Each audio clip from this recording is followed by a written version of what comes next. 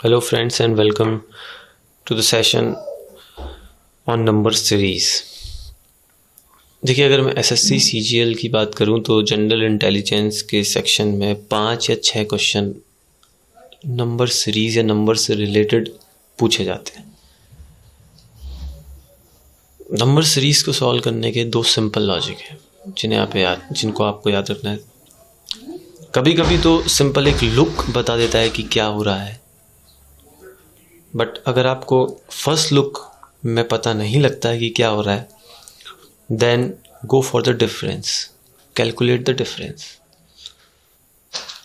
हर preceding term का उसे पिछले वाले टर्म से डिफरेंस निकालिए।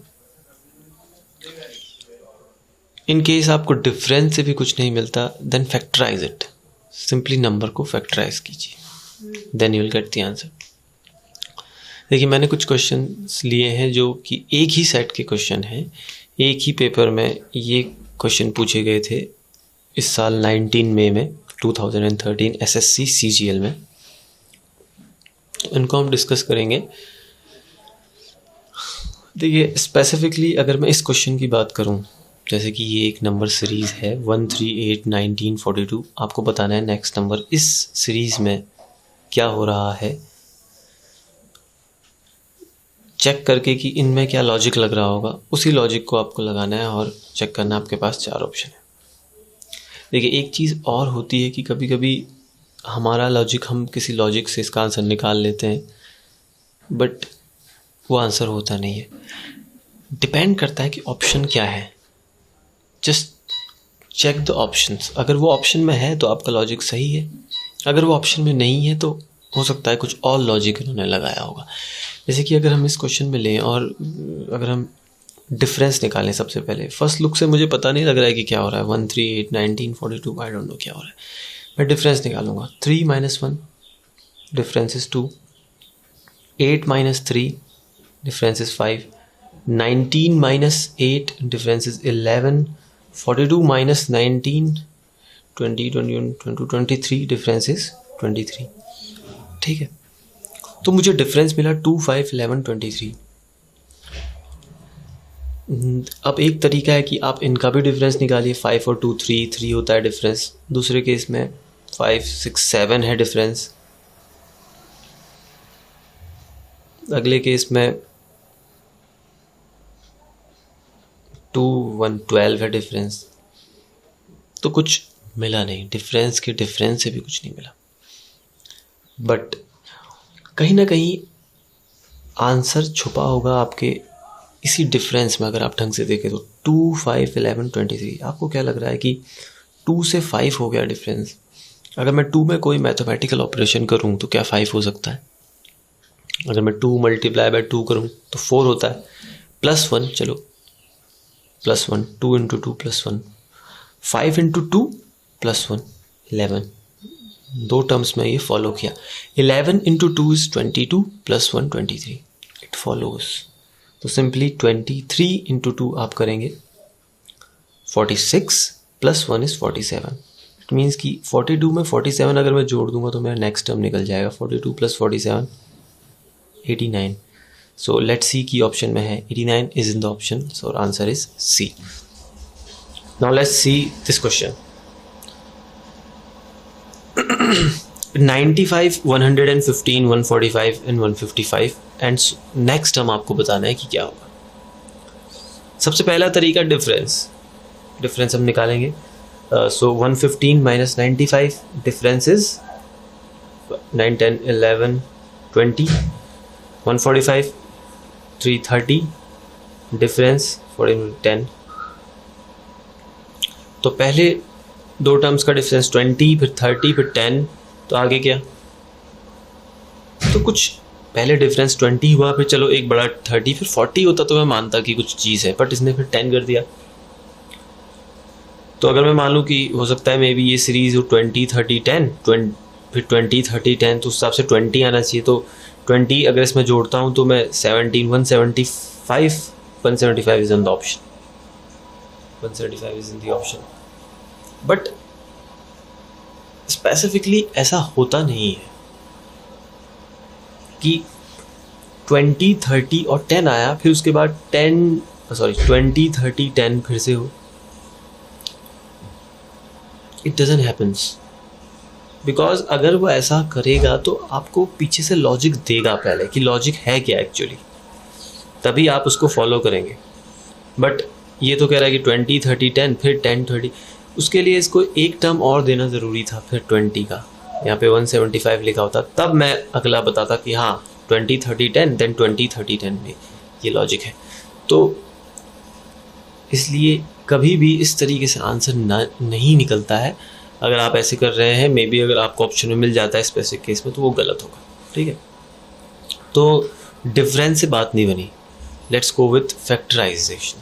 तो हम फैक्टराइजेशन करते हैं। 95 को फैक्टराइज कीजिए। सबसे पहले 95 को फैक्टराइज करते हैं तो 5 से कटेगा 5 19 इंटू 5 मिला। अब चलिए 115 को फैक्टराइज करते हैं तो मिलता है 5 2 10 11 5 23 into 5 23 into 5। Let's factorize 145। So 5 1 जा 5 to 10 4 5 9 जा 45 29 इंटू 5। अगर फिर मैं 155 को फैक्टराइज करता हूँ तो 5 3 जा 15 31 इंटू 5। सबसे पहले हुआ था 19 इंटू 5, फिर 23 इंटू 5, फिर 29 इंटू 5, फिर 31 इंटू 5। देखिए प्राइम नंबर्स इंटू 5 हो रहा है। 19 के बाद अगला प्राइम नंबर 23 के अगला प्राइम नंबर 29 होता है, ऑब्वियस बात।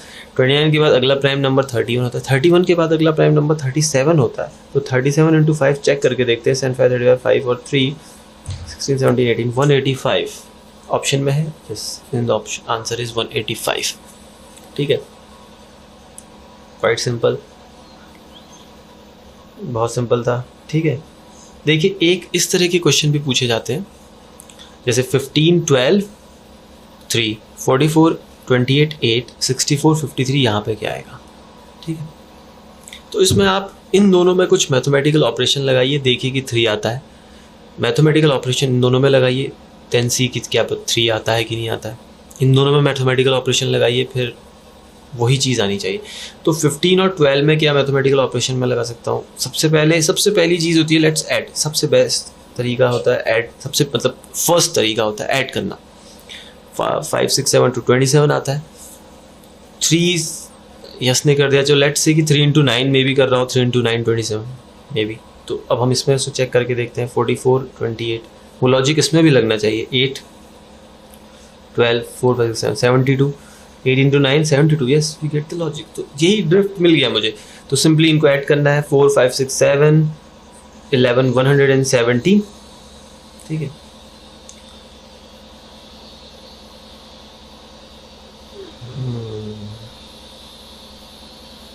बट ऑप्शन में तो we don't get good answer to this. Let's see 4 5 6 7।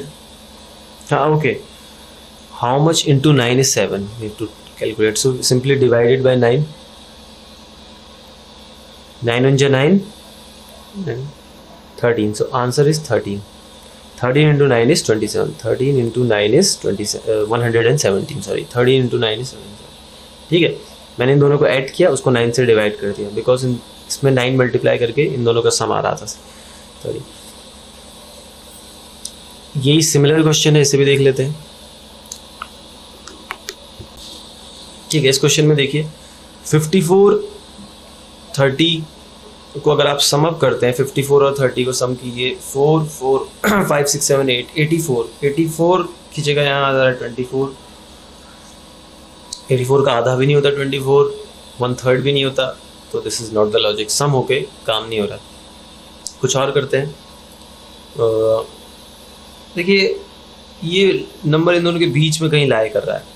54 और 30 के बीच में कहीं 24 लाई कर रहा है। ठीक है, तो लेट्स कि मे भी हो सकता है कि इन दोनों को सम अप करके 2 से डिवाइड करके बट आंसर नहीं आया।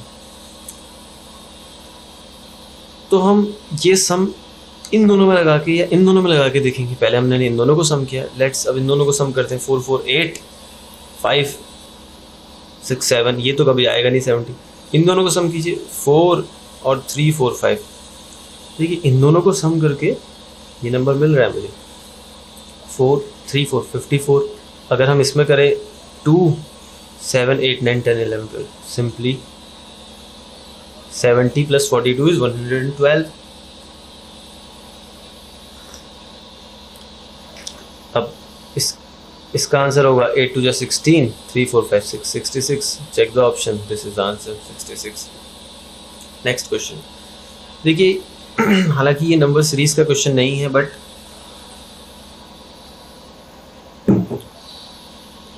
Thank you. हाँ, हालांकि ये क्वेश्चन नंबर सीरीज का नहीं है, बट